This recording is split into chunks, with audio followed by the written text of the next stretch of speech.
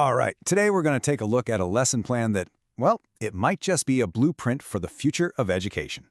It's a story about making geology, one of the oldest sciences out there, feel urgent and immediate, all with a little help from AI. So here's the big question, right? Geology happens over millions of years. How in the world do you make that interesting to a high school student?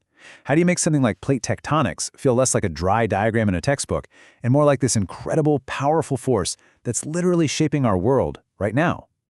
To figure that out, we're actually going to take a peek inside a real classroom at the SEK International School in Qatar.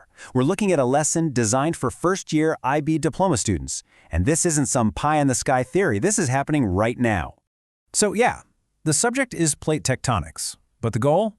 It's way, way bigger than just memorizing different types of boundaries.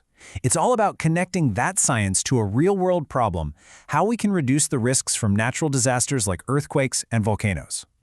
The solution they came up with is something called a web quest. Now forget what you might be thinking. This isn't about dusty library research. Think of it more like a digital adventure, a mission where the students get to be the experts. And this is where it gets really clever. The very first thing the students see isn't a list of facts to memorize. It's a new identity. Right from the get-go, they're not just students anymore. They're part of an international risk team. That one little change completely flips the script from passive learning to active problem solving. And every good mission needs a driving question, right? This is it. Notice it's not asking, what is a tectonic plate? No, it's asking, how can we use this knowledge to help save lives? This frames the entire project around making a real impact. Okay, so how do you keep a mission like this from going off the rails? Well, that's where the WebQuest's clear, six-part structure comes in. It's kind of like a digital detective's case file. It sets the scene, defines the goal, gives them all the clues and resources, and even tells them exactly how they're going to be graded. It's a fantastic roadmap for their investigation. So what's the magic behind this whole mission? It's really a combination of a specific teaching philosophy and a very modern AI-powered toolkit. So first, that philosophy. It's called CLIL. It's a dual-focus idea where students aren't just learning about geology, they're learning to think, write, and speak like geologists.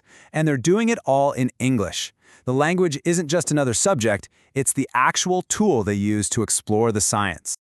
And you can see here, this is a huge shift in thinking. In a traditional class, you learn about a topic. With the CLIL approach, you learn through it.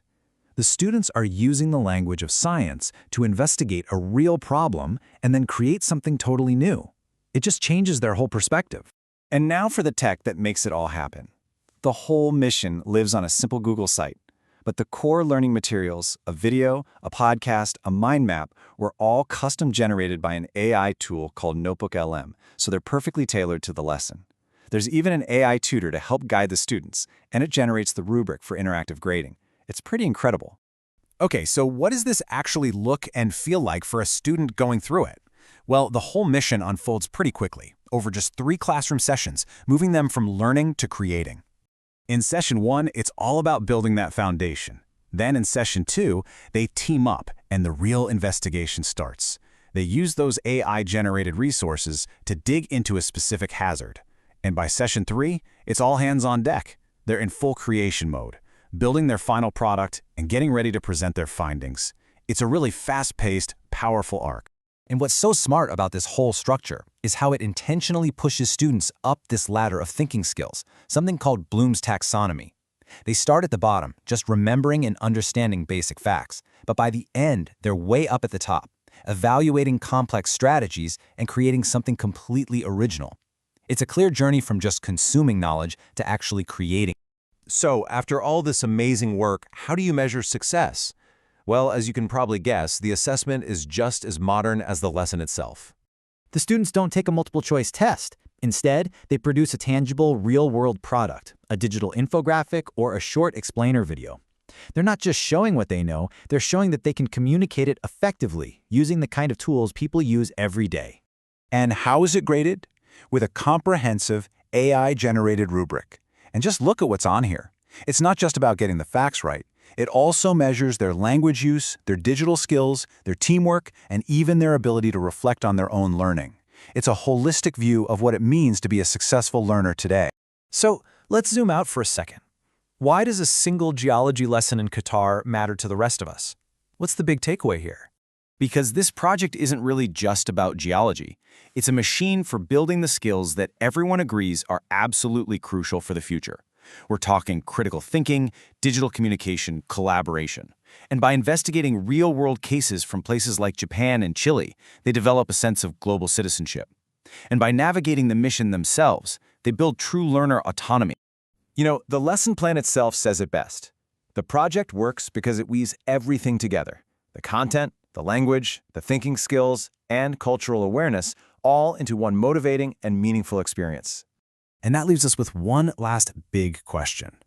This was geology, but what if it were history, or biology, or literature? If any subject can be reframed as an interactive AI-powered mission, what does that mean for the future of what a classroom even is? It's an exciting thought to end on.